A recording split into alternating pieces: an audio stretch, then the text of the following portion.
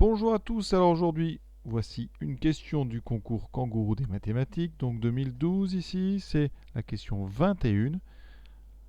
On nous dit quoi? À la fin d'un cours, sur le tableau, on voit la représentation graphique de la fonction, hein, donc, dont la courbe a pour équation y égale x carré. Et vous avez 2012 droites, 2012 droites, toutes parallèles à la droite d'équation y égale x.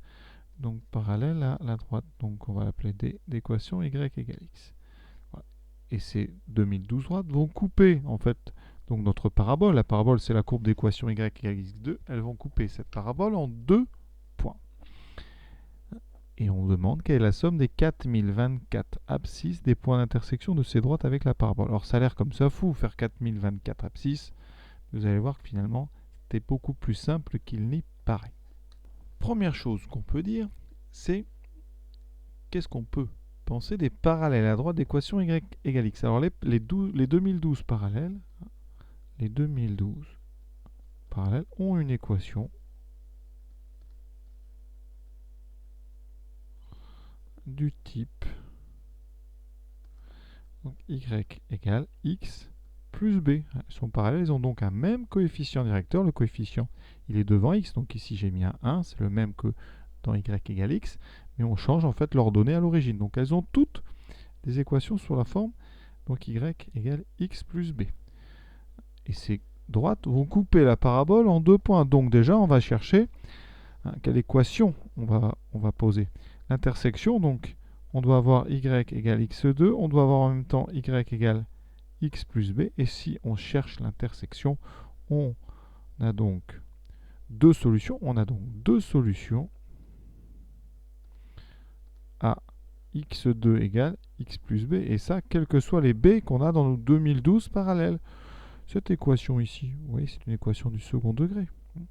On va mettre tout du même côté. x2 moins x moins b égale 0 a donc deux solutions.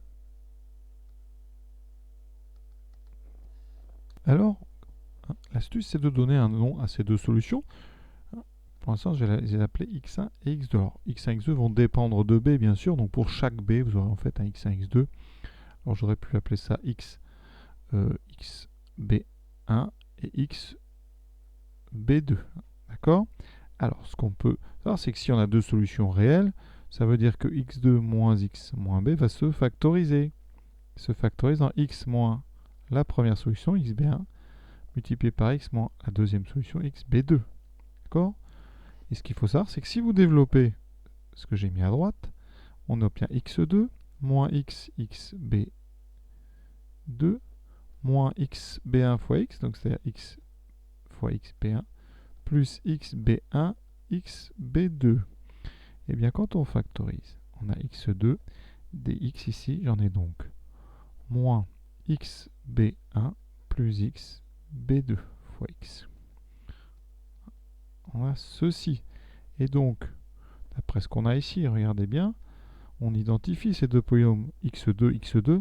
Ici j'ai moins 1 et ici j'ai moins xb1 plus xb2. Ça c'est la somme des deux.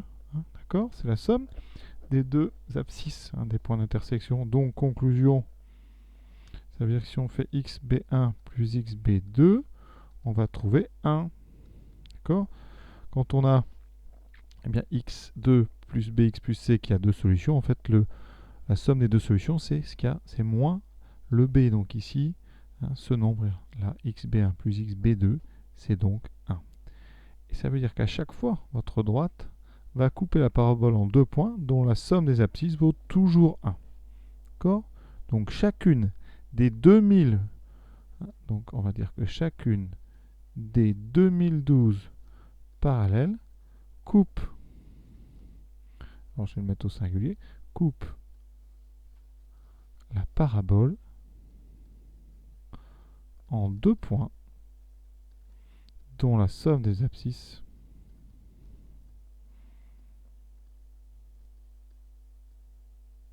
vaut 1. D'accord? Et comme il y a 2012 droites, pour chacune droite la somme vaut 1, donc si je fais la somme donc, de toutes mes abscisses, j'aurai donc 2012 fois 1 à calculer. Et 2012 fois 1, ben ça fait 2012. Et donc la réponse, la bonne réponse, c'est la question, c'est la réponse D.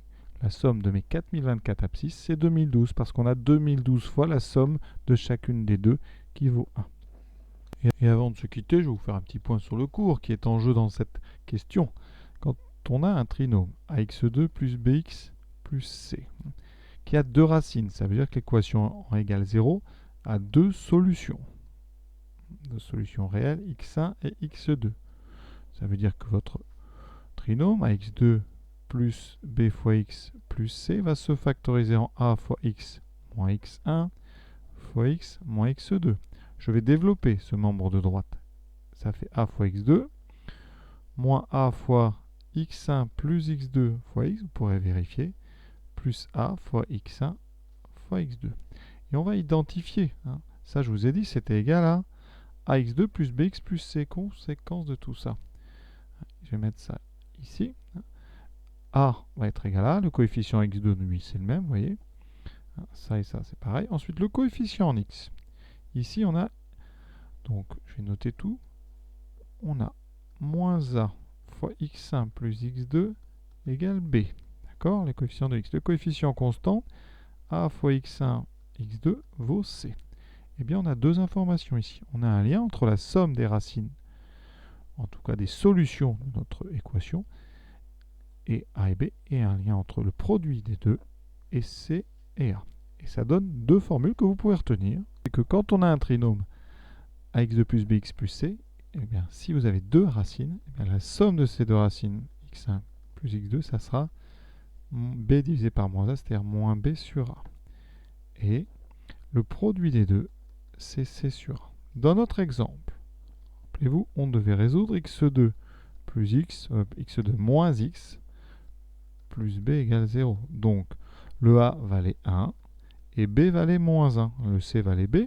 Ça veut dire que, avec ces deux choses-là, je pouvais dire que x1 plus x2 valait donc moins 1 sur 1, c'est-à-dire 1. Donc la somme à chaque fois des deux racines, donc des deux solutions de l'équation égale à 0, et bien à chaque fois la somme valait 1. D'accord ? L'info intéressante de cette partie de cours, c'est que quand il y a deux racines, le produit des deux racines, eh bien c'est c sur a. D'accord ? Donc ça peut être intéressant.